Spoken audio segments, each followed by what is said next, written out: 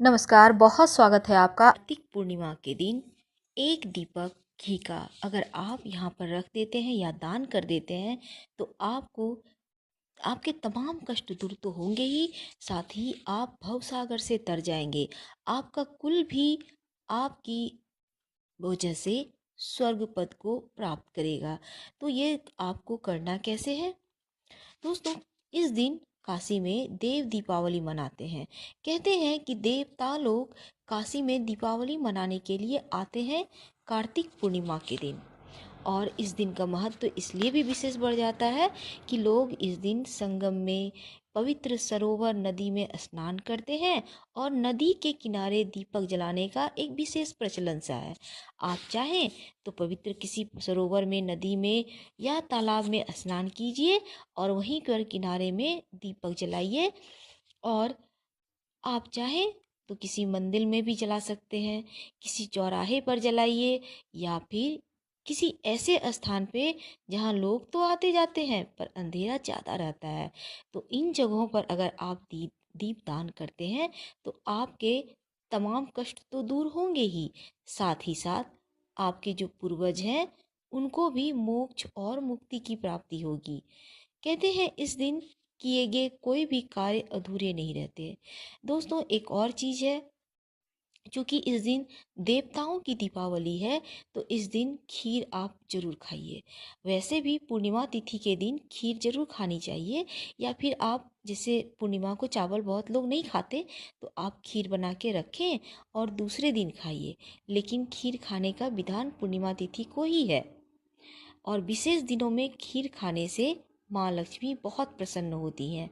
अगर आपके पास केसर है तो एक चुटकी केसर डाल दें खीर में, तो खीर और भी स्वादिष्ट हो जाएगी और केसर की खुशबू माँ लक्ष्मी को आकर्षित करती है। तो आपने इस दिन दो चार चीज़ें आपको कर लेनी है जिससे कि माँ लक्ष्मी की विशेष कृपा आप पर बनी रहे। इस दिन भगवान विष्णु और माँ लक्ष्मी की विशेष पूजा आराधना करनी चाहिए। कहते हैं कि इस दिन जब भगवान विष्णु 4 महीने के बाद आज एकादशी के दिन जब जगे वो, तो देवता लोग सभी खुशी मनाने लगे और पूर्णिमा के दिन उन्होंने दीपावली मनाई, दिए जलाए खुशियों के। तो इस दिन सत्यनारायण भगवान की कथा भी कराने का विशेष प्रचलन है। आप भी करवाइए या फिर कथा सुन लीजिए। अगर नहीं करवा सकते हैं तो भगवत गीता के 11वें अध्याय का पाठ कीजिए या फिर श्रवण कीजिए। ये भी संभव नहीं है तो ओम नमो भगवते वासुदेवाय, ओम नमो भगवते वासुदेवाय, इस मंत्र का जितना ज़्यादा हो सके जप कीजिए। इसके अलावे आप चाहें तो विष्णु सहस्त्र नाम का पाठ भी कर सकते हैं, इससे भी आपको लाभ होगा। दोस्तों, दीपदान से जुड़ा हुआ बहुत ही महत्वपूर्ण हमको आपको प्रसंग बतला रहे हैं कार्तिक महीने का। ऐसा कहा जाता है कि जो व्यक्ति कार्तिक मास में अखंड दीपक दान करता है, मतलब आप विष्णु भगवान के मंदिर है वहाँ पे जाइए और एक बड़ा सा दिया लेकर घी जला डाल के जला दीजिए अखंड दीपक। आप चाहें तो वो 24 घंटा जलने वाला भी दीपक दान कर सकते हैं। इससे आप दिव्य कांति से युक्त हो जाते हैं, यानी कि आपके चेहरे पर एक तेज आ जाता है, लोग बरबस ही आपकी ओर आकृष्ट हो जाएंगे। दूसरा प्रसंग आता है कि जो लोग कार्तिक के मास में श्री हरि विष्णु के मंदिर में दूसरों के रखे दीपों को भी प्रज्वलित करते हैं, उन्हें नरक नहीं भोगना पड़ता है। यानी आप दूसरों के लिए भी दीपक जला दीजिए। ऐसा कहा जाता है कि अगर आप कार्तिक महीने में एकादशी में के दिन या दूसरे किसी दिन, आप कार्तिक के पूरे महीने में भी अगर आपने दीप दान कर लिया तो आप दोबारा मनुष्य जन्म नहीं लेंगे, आप भव सागर से पार हो जाएंगे, आपको मोक्ष मिल जाएगा। दोस्तों, कहते हैं भगवान विष्णु के मंदिर के ऊपर शिखर दीप दान करने से 16वें अंश के एक अंश के बराबर भी जो नहीं है शिखर, या फिर हरि मंदिर में दीप दान करने से सतकुल का उद्धार होता है। जो व्यक्ति भक्ति सहित कार्तिक मास में केवल मात्र ज्योति दीप्ति विष्णु मंदिर के दर्शन करते हैं, उनके कुल में कोई नारकी नहीं होता। देवगण भी विष्णु के गृह में दीपदान करने वाले मनुष्य के संग की कामना करते हैं। कार्तिक मास में खेल खेल में ही सही विष्णु के मंदिर को दीपों से आलोकित करने पर उसे धन यश कीर्ति की लाभ की प्राप्ति होती है।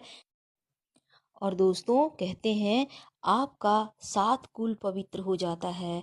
तो मिट्टी के दीपक में आप घी डालिए या चाहें तो तिल के तेल भी डाल सकते हैं। अगर तिल के तेल घी नहीं है तो सरसों के तेल डालें, उसमें 1 चुटकी आपको तिल डालना है, काला तिल।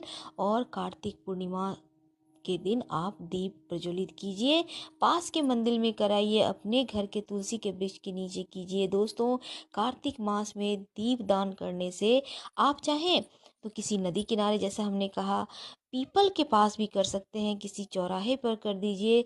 ऐसा स्थान जहाँ कोई अंधेरा ज़्यादा रहता है, ऐसे स्थान पे भी जलाने का महत्व कुछ अलग है। अगर आप अंधियारा कुछ समय के लिए ही मिटाते हैं तो आप देवलोक को प्राप्त करते हैं, आपके सभी कष्ट दूर हो जाएंगे। कार्तिक पूर्णिमा है और इस दिन देव दीपावली के रूप में भी हम मनाते हैं। तो इस दिन क्यों ना हम कुछ ऐसे उपाय करें कि जीवन में धन की कमी कभी नहीं हो। वैसे हम आपको बता दें कि देव दीपावली के दिन कम से कम 5 दिया अपने घर में जरूर जलाइएगा। और ये एक दिया तुलसी जी के नीचे, दूसरा आपके पूजा स्थान पर, तीसरा आपके घर के मुख्य दरवाजे पर, चौथा आपके जो पास में जो भी भगवान के मंदिर है वहाँ पर जलाइए।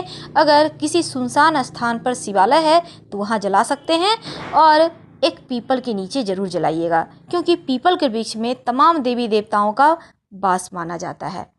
तो ये जो देव दीपावली है बहुत खास है, और देव दीपावली के दिन आप देवों को मना सकते हैं, उनका आशीर्वाद बहुत आसानी से प्राप्त कर सकते हैं।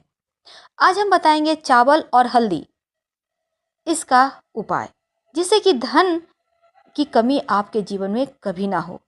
तो चलिए हम सबसे पहले बताएं 21 दाने आपको चावल के लेने हैं। और ध्यान से लीजिएगा, चावल के एक भी दाने थोड़ा सा भी टूटा हुआ नहीं होना चाहिए। अब 1 चुटकी हल्दी लें, उसमें 1-2 बूंद गंगा जल डालें, थोड़ा सा गीला करें और इसमें चावल के दानों को इसके सहारे पीला कर लें। अब इनको आप, ये जो चावल में आपने हल्दी मिक्स करके रखा है, किसी लाल रंग के कपड़े में अच्छे से बांधकर पोटली बना लें। इस पोटली को देवी लक्ष्मी के सामने आप अपने घर में ही कीजिएगा, रखें और फिर माँ को गुलाब के पंखुड़ी जरूर अर्पित करें और माँ को मनाएं, आरती करें कपूर जलाकर। और इसके बाद इस पोटली को उठाकर घर की तिजोरी में या पर्स में रख लें। यकीन मानिए जीवन में जो धन संबंधी परेशानी है वो दूर हो जाएगी। और साथ ही इस उपाय को करने से तमाम बाधाएं भी दूर होती है। माँ लक्ष्मी से आप जरूर प्रार्थना कीजिएगा कि माँ हमारे जीवन में जो धन की कमी है उसे दूर करें। यकीन मानिए आपके जीवन की तमाम परेशानियों का अंत हो जाएगा। और दूसरा उपाय, इस चावल हल्दी का क्या करेंगे, थोड़े से अक्षत ले लें और इसे पानी में भिगो दें। अब इसको मिक्सी में पीसकर गाढ़ा सा पेस्ट बना लें, इसमें थोड़ा सा पाउडर वाली हल्दी डाल दें। अब इस पेस्ट से अपने घर के मुख्य दरवाजे पर ओम बनाएं।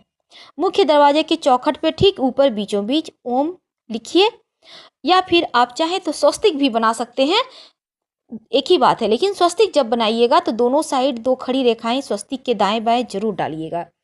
ये जो हल्दी और चावल है ना, ये एक तो माँ लक्ष्मी को बहुत पसंद है, और दूसरी बात आपके घर में जो नकारात्मक ऊर्जाएं हैं उससे भी आपको बचाएगा, और किसी दूसरे का नज़र दोष भी आप लोगों के ऊपर नहीं पड़ेगा।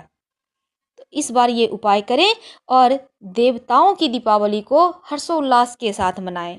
फिर देखिए कैसे जीवन में छप्पर फाड़ सफलता मिलती है। फिलहाल हम आपसे विदा लेते हैं। हर हर महादेव।